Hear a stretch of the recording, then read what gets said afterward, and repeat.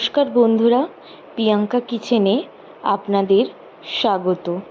তো আজকে আপনাদের সাথে পিৎজার রেসিপি শেয়ার করতে এসেছি।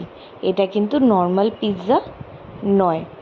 যারা একদমই অনিয়ন গার্লিক খায় না সম্পূর্ণ তাদের জন্য এই রেসিপিটি। তো চলো বন্ধুরা, ভিডিওটি শুরু করা যাক। আমি যে পিৎজাটি বানিয়েছি এর মধ্যে কোনো রকম অনিয়ন গার্লিক ব্যবহার করিনি। এখানে আমি ময়দার মধ্যে সামান্য পরিমাণ রিফাইন্ড অয়েল, কিছু পরিমাণ চিনি, কিছু পরিমাণ নুন দিয়ে নিয়েছি। আর এখানে বেকিং সোডা আর বেকিং পাউডারকে ভালো করে মিশিয়ে নিচ্ছি। এইটাও কিন্তু আমরা ডোতে অ্যাড করব। আর এখানে তোমরা চাইলে একটু দুধের গুঁড়ো দিতে পারো, এটা কিন্তু টোটালি অপশনাল। দিলে কিন্তু খুব মিল্ক একটা ফ্লেভার আসে আর খেতেও ভালো লাগে। দেখো, জলের দেওয়ার ফলে সোডাটা একদম ফেনার মতো ফুটে উঠেছে। এই ডোটা কিন্তু একদম শক্ত করে মাখবে না, একদম কিন্তু নরম করে মেখে দেবে। তোমরা যদি ভাবছো সন্ধেবেলা পিৎজাটা করবে, তাহলে কিন্তু এই ময়দাটাকে মেখে রেখে দিতে হবে অনেকক্ষণ। আমি কিন্তু এই ময়দাটা একদম সকালবেলা 10টার সময় মেখে রেখে দিয়েছিলাম আর পিৎজাটা করেছিলাম রাত্রির 8টার সময়। তো তোমরা যত বেশি রাখবে ময়দাটা কিন্তু তত বেশি ফুটবে আর সুন্দর লাগবে। তো দেখো, এখানে কিন্তু আমাদের ময়দাটা একদমই পাতলা করে মেখেছি, ভালো করে ঠেসে একদম নরম। আমাদের যে যে উপকরণ লাগছে দেখে নাও। আমি কিন্তু কোনো রকম অনিয়ন গার্লিক ব্যবহার করিনি। এখানে আমি সম্পূর্ণ ভেজ পিৎজা করব।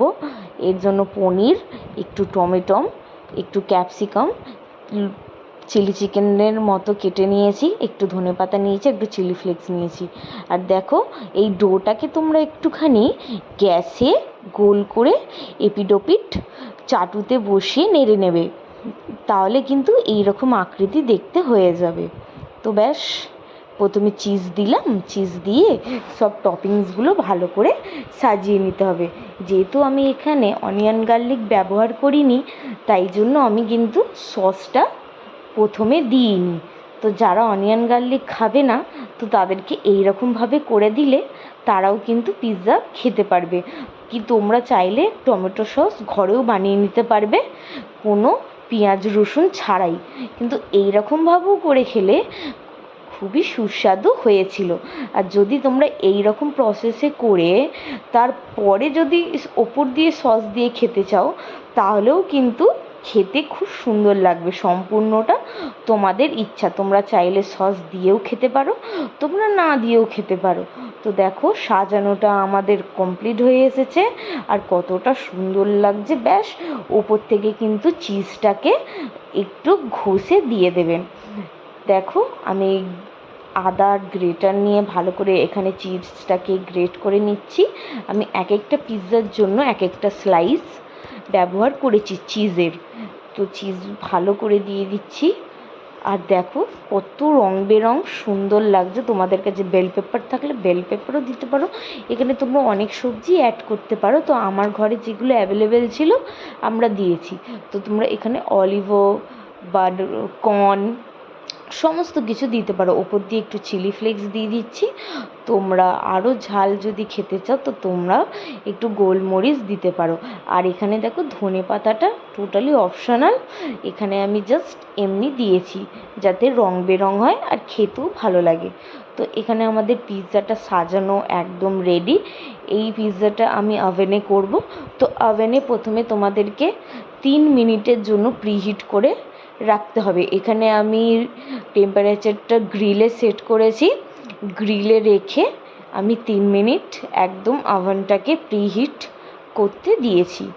ওভেন প্রিহিট হবার পরেই কিন্তু তোমাদেরকে পিৎজাটা দিতে হবে। ওভেন প্রিহিট না করে কিন্তু পিৎজাটা দেবে না। তোমাকে একদম 3 মিনিট ওভেনটা প্রিহিট করে নিতে হবে। ব্যাস, প্রিহিট করার পর আমি এখানে পিৎজাটা ঢুকিয়ে নিলাম, মাইক্রোওভেনের ভেতরে দিয়ে দিলাম।